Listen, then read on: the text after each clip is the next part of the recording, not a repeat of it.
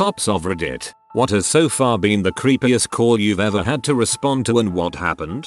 My uncle was a sergeant and had to be called several times out to a house for domestic abuse. This older guy had some young 18-year-old he would pay for the guy to swallow certain objects like paper clips and human hair. The kid would poop it out into a bag and the older guy would sift through the fesses like a goddamn treasure hunt for the items. He would then put them in an envelope and file them. This one may win as creepy. UK got called to assist ambulance at an address because they were struggling with a woman who'd had an apparent seizure. We got there and she's this tiny skinny little Singaporean lady who's being held down on the floor by a paramedic. She's hissing and struggling against her and repeatedly trying to bite the paramedic. Her eyes are all black and red, no white. It takes me 200 lb, my partner for the evening, 180 lb, plus 3 paramedics to hold her down. All the time she's struggling and trying to bite with veins popping out of her neck. She's looking past us at the corner of the room screaming at something that isn't there, telling it not to kill her and us. Her husband, who seems weirdly unfazed by the whole thing, tells us this has been happening since she last went to Singapore and got sick after visiting a holy site. Usually her sister has to stop it by putting this powder on her forehead in a cross, but unfortunately she's out of the country. In the end she was taken to hospital for a mental health assessment by the paramedics. I often wonder what the outcome was but have no way of finding out, unfortunately. That's the kind of thing my immigrant Christian parents attribute to demons. I've heard similar stories. Honestly not sure what to make of it. Not a cop myself, but my dad is, and I asked him this one time. He told me it was when he went to this one house because a woman had called and said that men were breaking into the house. He gets there and he said it was immediately very clear that the woman was not exactly all together mentally. He said she kept mumbling things and was very jumpy and skittish. Not to mention that every single wall of her house apparently had at least 6 or 7 crosses on it, if not more. He calms her down, checks around the house for any signs of entry or just anything weird, and there's absolutely nothing that would indicate that anyone had been trying to or had been successful in breaking in. He said she followed him around the entire time and would point to things, like a doorknob or window latches, and say, "Oh, that's not where I left it. That's how they got in." He said the whole thing was fairly eerie, considering he was at this woman's house in the middle of the night, surrounded by crosses and listening to her mumble on about random crap. To make her feel better, he did a sweep of the whole house to see if there was anyone else inside, which there wasn't. He said the one thing that made it creepy for him was the fact that every few minutes she'd say something like, "Oh, they're here again," or "He's right behind us, I can feel it." Sounds like schizophrenia to me. Are we accepting not me but a cop I know stories? My cousin is on in a major city. Apparently 911 got a call from a 6-year-old claiming vehemently that there was a zombie outside of his house on the street. So a patrol car swings around to see what's up. Turns out a tweaker on him gouged out his own eyes, had blood dripping down from the empty sockets, and was stumbling around blindly with his hands stretched out in front of him. Goddamn. Turns out the kid was telling the truth. This is why I don't do drugs. Not a cop, but a correctional officer in Texas. One time a guy slit the forearm side of his elbows, where it bends. He laid there in a big puddle of his own blood. I was one of the responders that day. I'll never forget it. As soon as you entered the cell, the smell just hit you. Blood has a strong metallic smell, which I never realized before. He'd been laying there a while, so the blood had coagulated, which again, I did not expect. As we lifted the barely conscious guy out of the blood fell off his body in chunks, like jello. It was pretty disturbing because I didn't expect any of it, nor was I able to mentally prepare for it. We're not really medically trained, so all of it was completely surprising to me. God dang, that sounds weird as frick. I didn't know blood did that either. Ex-military police here responded to a call of a woman with blood between thighs and t-shirt screaming in the yard. I'm first to arrive. She was the wife of serviceman, raped brutally, was notified en route that there were also 3 dependents in the house, unknown ages, but under 18 years old. Get wife on the ground. Backup arrives. Ambulance are en route. I proceed to enter the house with sidearm drawn. Serviceman is unconscious, living room floor. Pool of vomit around his head. 2 children holding themselves on the couch, in absolute terror. I gather up the kids and get them outside with the mother. The situation is surreal and I'm completely over my head. I re-enter the house. The state of it was hellish. Like a bomb of cigarettes, booze, maggots, diapers, and rotting food had been detonated. I have to find third dependent, stop and check if serviceman was alive, had pulse, make my way to the back room. There is a crib, no noise. I try to mentally prepare myself to see a dead baby. I approach the crib and see the baby asleep. I can see chest raising and lowering, partial relief. Dried poop encrusted the backs of its legs, butt, and back. The baby had not been bathed in some time, virtually abandoned. Ambulance is now outside. I demand someone to get the infant. The base ombudsman woman arrives. She panics. I call my supervisor, who was on leave. Told him to get to the scene as fast as possible. My aspirations of continuing a career in law enforcement after my enlistment ended right there. Obligatory not a cop, but my dad was. When I was around 2 years old, my dad and his partner at the time got a case where this 2-year-old daughter had died as the result of being left to cook in a car. Just so happened my dad's partner called off sick the day of the autopsy and so my dad had to be the one to go and watch. Says it is easily one of the most haunting images he's had in his career since I was that kid's age. Sounds like something my friend had to experience being called to. Babysitter forgot the 2-year-old in the car for like 3 hours in the middle of an Arizona summer, 120 degrees Fahrenheit outside. My father-in-law is sitting beside me so I asked him. He is a retired sheriff and was a deputy before that. He was the first responder to an accident. A truckload of farm workers were coming back from the fields. The truck went over a hump in an intersection and a little girl in the back of the truck flew out and landed headfirst on the pavement. My Phil held her as she moaned and eventually died in his arms. He says he still hears her sounds in his head all these years later. Oh god, this reminds me of my uncle's story. He dealt with traffic accidents, and one time he was called out to this one accident where a convertible had flipped over and slid. The mental image haunts me to this day. Got a call that someone wasn't answering their phone or the doorbell. We got to the house and noticed that every window was blinded by either curtains or pieces of paper. We rang the doorbell and yelled through the letterbox but there was no answer. We opened the door and got inside. In the house it looked like someone just had lunch. There was bread on the table and juice or milk in the glasses. Children's toys scattered all around. Then I saw a note that gave me the chills. It was a suicide note. As the door was locked from the inside, the person had to be in the house. We checked room by room and my heartbeat was at 300% when I checked the bathroom. Preparing myself for slit wrists or throats, I opened the door slowly, but there was nothing. Finally one more room left, which was the attic. We walked slowly up the stairs and we found the resident there, hanging from a beam. I will never forget the adrenaline I had, the scene in the living room or the resident I found. My mom was a patrolman at the time and rolled up on a guy fricking a pumpkin on someone's front porch. It was one of those huge ones like 3 foot diameter. Guy was apparently too into it to notice her and her partner roll up him. Unrelated, a year later she got a call for a suspicious person and so she's walking around in the woods behind a neighborhood and heard someone sneaking around so she hid behind a tree and tripped the person. It was a guy in full ninja regalia carrying a wooden box with shuriken, poison darts, throwing knives, and a picture of one of the girls in that neighborhood. She also found a butterfly knife in her HSP. Well, it Marizo fell out when she was being frisked.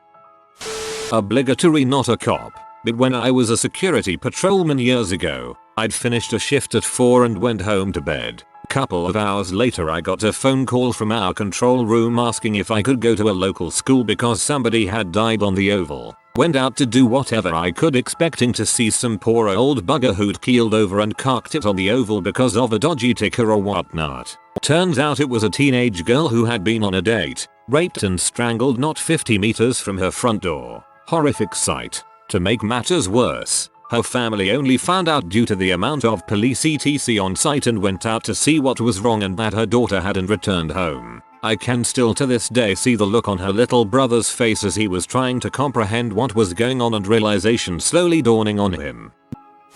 Grandmother's story. Retired homicide detective. Couple call police because they are missing their baby. Grandmother and partner show up to investigate the house. It's just the husband, wife, Newborn and dog that reportedly live there. Husband is angry and wife is visibly shook. Understandable. They are missing their child. My grandmother's partner find bits of blood near crib, as well as more blood near the doghouse outside. After pressing the couple, mainly the wife, they come to find out that in a fit of rage from not getting any sleep from the baby crying, husband picks the newborn up and smacks him against the wall repeatedly until the baby stops crying. They didn't know what to do, so they fed the now bludgeoned baby to their German Shepherd. My grandma has seen some crap. Not me, but my cousin. He got a call one night that two brothers, ages 4 and 6, were found dead in a near empty swimming pool. There was like 6-8 inches of water in the pool and the call came from their dad. They never could charge the man, but it is widely believed that he killed his 2 sons.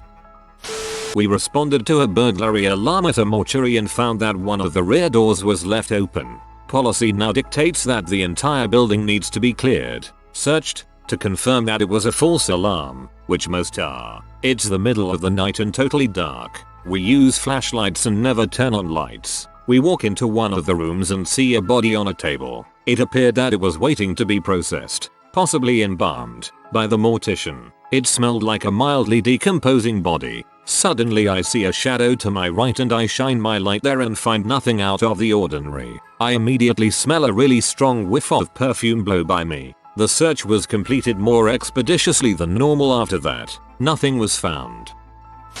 From my post 8 months ago. Got a call for a missing child. Got to the home to find the mother highly distressed and not sure what to do. I called in everyone to first search the home and property. I decided to search the backyard since it was a large wooded lot with no visible fence. After about 10 minutes I found a boy. He was caught on an old chain link fence in the woods that was blocked by a bunch of trees, so you couldn't see it from the house. He had basically gotten strangled to death on the fence. He must have been climbing on it, fell, and got his hooded sweatshirt caught on it. The worst part for me was having to call it in on the radio, knowing the mother might hear it inside from one of the other officers' radio.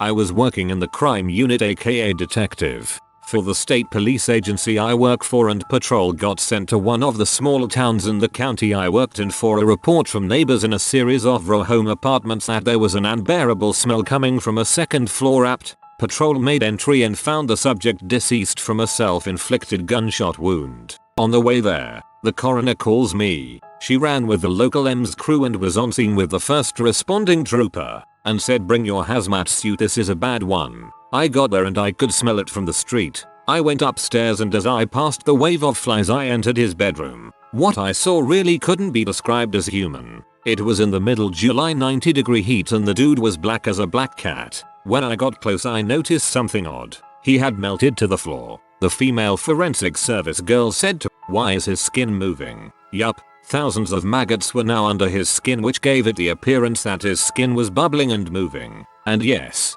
the gun was pried still to his right hand. It took the fire department fricking shovels to scrape this guy off the floor. Not to mention the smell. Trust me, I have been to swamp bodies, lake bodies, heat bloat, but nothing like this. Crazy crap we see sometimes. Some things can't be unseen or unread. Jesus Christ. It'd last 5 minutes. My next job would have to be kitchen calendar photographer. Christmas morning 2004. The police station received an odd call from another station 600 km away, saying that a young man in his late teens had handed himself over to them, claiming that he had shot his grandmother the night before and drove all the way to the coast, Johannesburg to Durban. I was the detective on call that day, and since there was no immediate police van in the area, me and my partner had to go check it out. When we got to the address we found a locked house with no answer. Knowing it might have been a prank call, I started walking around the house looking for an open window or some kind of evidence to support the call, not wanting to blindly break down a door based on a phone call alone. So I managed to pry open a bedroom window, and what I saw inside gives me chills still today. It happened to be the master bedroom, and there inside, looking right up at me, was a bloodied face with big, bewildered eyes. Broke down the door and found a lady in her bed, still alive. She had been shot in the head the day before by her grandson who was living with her, and somehow managed to not die and instead just lie there helpless. Her bedroom TV blaring in a foreign tongue. She was a French immigrant. The whole house reeked due to her soiling herself, and while waiting for the ambulance to arrive I used some of her perfume to spray the room so I could do my investigation. But that just made it worse. The smell of crap and perfume fused to form a smell that I would never forget. It was a common perfume, and from that day on it was hard being around anyone wearing it. It would trigger the accompanying crap smell, which in turn would conjure those eyes pleading for help through the bedroom window. She died later that week in the hospital, and the grandson was charged with murder. He had shot her with a .22, stolen the neighbor's car, and made his way to Durban. On his way there, being overcome with guilt, he decided to hand himself over. Boy, did I have an interesting story to tell the family at Christmas dinner. I was in the academy and doing a ride along with my sheriff's office for experience. We were just finishing up dinner when a call went out for a Signal 7 death on the local interstate. Scene was less than 2 miles from where we were. Roll over to the scene and the local PD is there, looking at the gigantic light pole that had brain matter on it from the impact of the car, which had split in half. I walk up beside PD and ask where the Signal 7 is. Look down. Less than 6 inches from my feet is the driver of the vehicle, laying in 8 inches of weeds with his head split open like a tomato. Death reconstruction and eyewitness accounts indicate that the young man was driving at a high rate of speed, 75-80 miles per hour in the right lane of a 3-lane northbound interstate. Got distracted by talking on the phone, and corrected when he drifted into the middle. Overcorrection resulted in his vehicle losing traction, striking a light pole with an 8-foot diameter. Lights are mounted about 150 feet up, around the driver's side B-pillar between front and rear door. Car was split in half, with the driver's head being wedged between the kinetic energy of the still moving vehicle and the stationary resistance of the light pole as the car was split. His head looked like a tomato in a vice. The two halves of the car went approximately 500 feet down the road, in 45-degree opposite directions, and his flip cell phone was found about 200 feet from his body, still open and working. Caller had hung up. I wonder if the line at the other end knew what had happened, or if the call had dropped on impact. My dad was a Chicago cop in the 60s, early 70s, and 2 stories stick out. One creepy, one just butthole puckering. Creepy. He and his partner get a call from neighbors to a frequent flyer domestic dispute at a rundown apartment building. They arrive and, of course, the lights aren't working the stairwell. They head up to the apartment, and when they get there, they open the cracked door and the kitchen looks like a horror movie. Blood everywhere, surrounding one very obviously dead guy in the middle. Countless stab wounds, slit throat. He used the phrase, "It looked like a bear had ripped the guy's neck apart." Quick check of the lack of pulse and clear of the apartment later. They walk out and see bloody footprints heading further up the stairs. Head up, turn a corner and see the woman standing on the next landing, covered in blood, holding the knife at chest level, point up in front of her face and just staring blankly at them. She was basically catatonic until they transferred her to the mental ward,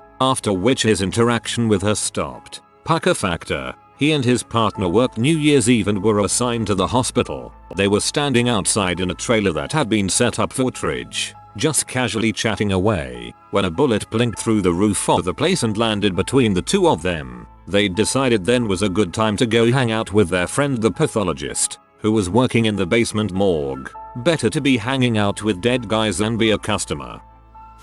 Well, this isn't really creepy per se, and this is actually about my father's first call on the fire department. They got a call for man that attempted suicide. Not much detail to it. They arrive on scene and enter the house and find a guy in his mid-20s with a shotgun at his feet, a huge hole through his head, and more blood than you think a body could hold in it. Father's quote. So my dad says out loud, "Oh my god, this guy's gotta be dead. Look at all the blood." To which one of seniors replies, "Hey, you'd think so, wouldn't you? That's nothing. Get over here and hold this guy's skull for me. He's still breathing." So now my dad's holding this man's skull together. My dad himself is about 23, if I mathed correctly, and he told me, all I could think of at the moment was Jesus Christ. I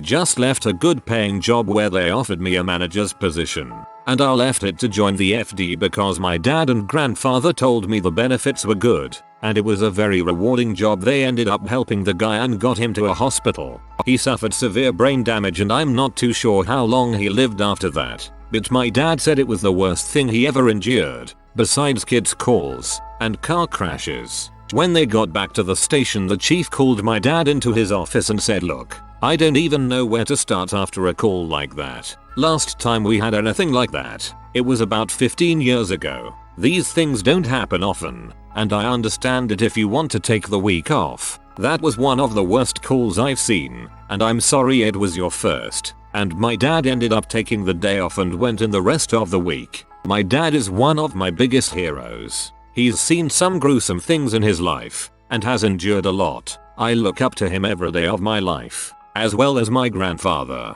He's been through multiple wars, served on the fire department, and raised the best dad anyone could ask for. I kind of wish I didn't move out of state. I miss them a lot. Even though we call each other all the time to talk, I miss the hugs and being able to hang out with them. And now I'm tearing up with 5 minutes before my shift at work, so I'm gonna end this post now.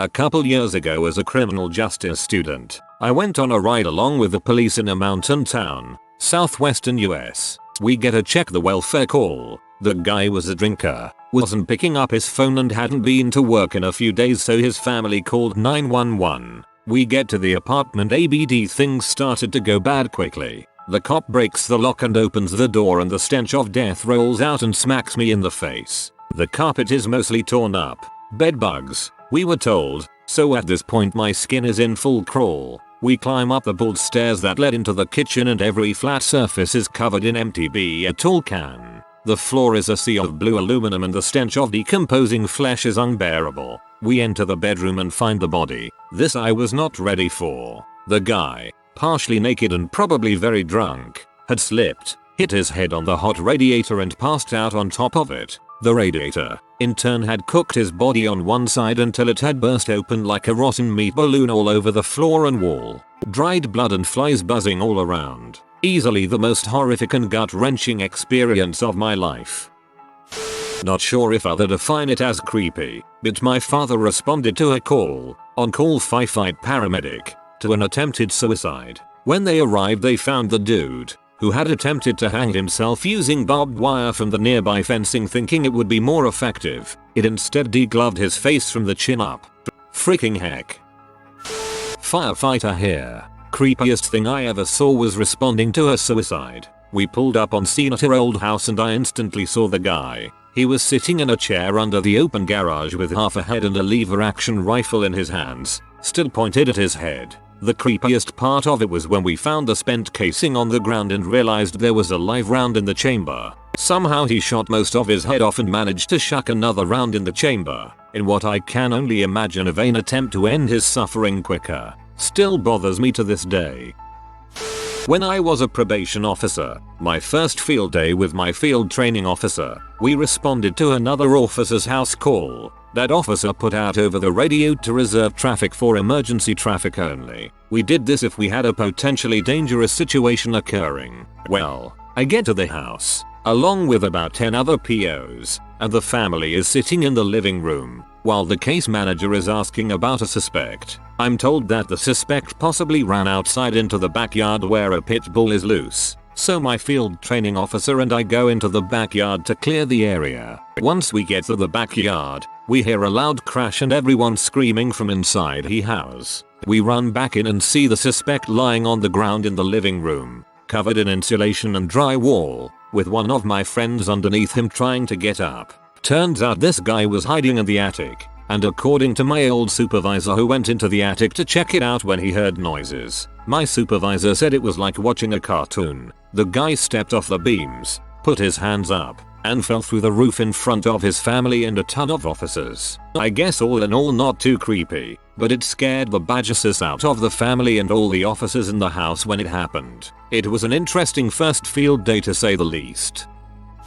Just talked about this, but the worst was a dad dropped a giant floor TV on his toddler, flattened the kid's head like a pancake. Okay, not that flat, but it was definitely badly misshapen. Eyes were bulged out. The child lived for about 4 or 5 hours with a flat head. I've responded to kids being tortured, guys hanging for so long their body had slid down their spine making their neck look a foot long. I've seen dead people talk. Rigor mortis sets in and you move the body, a gas vibrates the vocal cords making noise. I have seen people crushed by big trucks, smashed in loading docks, die in their homes and eaten by their pets. People start shotguns, pistols, rifles, but none of that compares to having children describe the rape and sexual acts their parents forced them to do or did to them. Jesus Christ, no more internet for me. I can't imagine having to respond to all those things. You're a braver, whoa, man than I. Can't express the amount of respect I have for first responders. It's one of those thankless jobs that is incredibly important. Don't know what y'all are paid, but I know it's not enough. I got a call that there was an abandoned truck on the highway. I was only a mile or two away, so I headed there. It was in the middle of these curves, with a mountain wall on one side, and a drop off to a creek on the other side. It was dark, probably around midnight. I pull up and there it is. An old 50s pickup truck, light blue, sitting there. I have no backup. I have no idea where the driver is. I walk up, gun out, inhaling the strong alcohol vapors. No one to be found. I call for a tow truck. Meanwhile I have to wait, in the dark, in the middle of blind curves, with no idea where the driver is or why he left it. My adrenaline was at an all-time high for sure. My brother-in-law has been in law enforcement in various capacities for over 20 years. At one point he was a training officer. After he's passed a candidate he always lets them know that they can reconnect with him and ask questions if they have a tough judgment call. So he has a guy first week on the job working a morning shift. At turnover he finds my bill and tells him that he had a domestic call where an ex-husband showed up at his ex-mill's residence and threatened to kill his wife. Things didn't turn physical beyond grabbing each other and he served the guy a restraining order right there. He tells my bill that he didn't know if he did enough and feels bad about it. He gives enough details I guess, that later on when my bill is on patrol and hears the address over the radio he knows that some bad crap has gone down. He is first on scene and the ex-wife is in the front yard shot in the leg. She's screaming, but it's nonsense. The front door is open. When he enters the ex-mill is on the couch shot in the head. He goes down a hallway and their young son is in his room shot and killed. In the master bedroom the man is holding his daughter after a murder-suicide. When the mom gives a statement later she says that he shot her in the leg and dragged her outside saying, "This is your fault. You're the one who has to live with this." Darkest thing I've ever heard. This may be quite tame compared to other posts, but so far it's the creepiest for myself. An elderly woman had called in reporting that a man carrying a drawstring bag was walking around her and her husband's property. She described the man as walking like a zombie and was looking down towards the ground the entire time. She wasn't able to tell if the man was attempting to break in or not. My partner and I were about 15 minutes away when the call came in from dispatch. When we were about halfway there, the elderly woman had reported that her husband, who was downstairs watching the front yard with shotgun in hand by the front door, told her that he watched the trespasser disappear into a cornfield that was across the street from their house. My partner and I quickly searched the area around the cornfield then went to the house. As I took down some information from both the husband and wife, my partner searched the property for any signs of tampering but found nothing. We then patrolled the area for a good 10 or so minutes hoping to find the man but didn't. I grew up on a family farm in rural Indiana with a patch of untilled and still forested land in the middle of the field behind the house. Exactly twice have my friends and I encountered wandering strangers while messing around down there after dark. Both times resulted in them quickly disappearing after realizing they weren't alone. Can confirm. Always hair-raisingly creepy. Not me, but a co-worker stopped to help a disabled vehicle on the side of the freeway. He walks up to the pickup truck and finds the decapitated head of a young boy. Two other young boys were in the backseat next to the boy's body and they were all covered in blood. The driver was in shock and acting like he didn't know what was going on. It turns out, the boys were playing with a rope from the bed of the truck by wrapping it around the boy's neck. Part of the rope dropped down and got tangled in the axle of the truck, taking the boy's head off. It sounded very confusing and mortifying for everyone.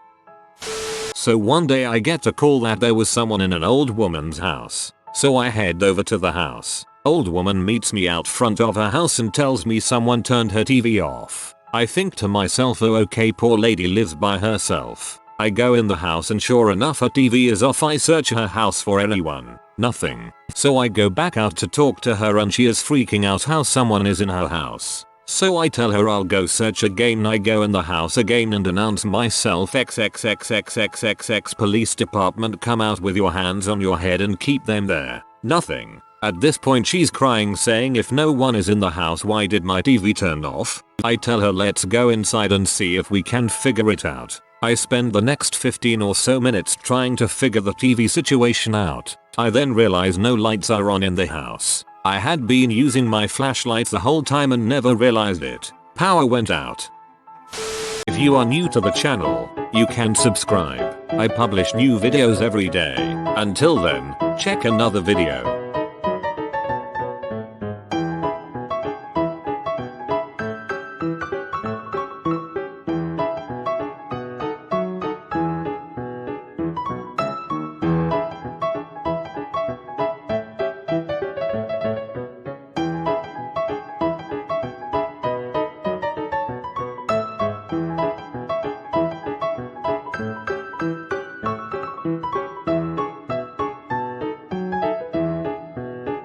Bye for now.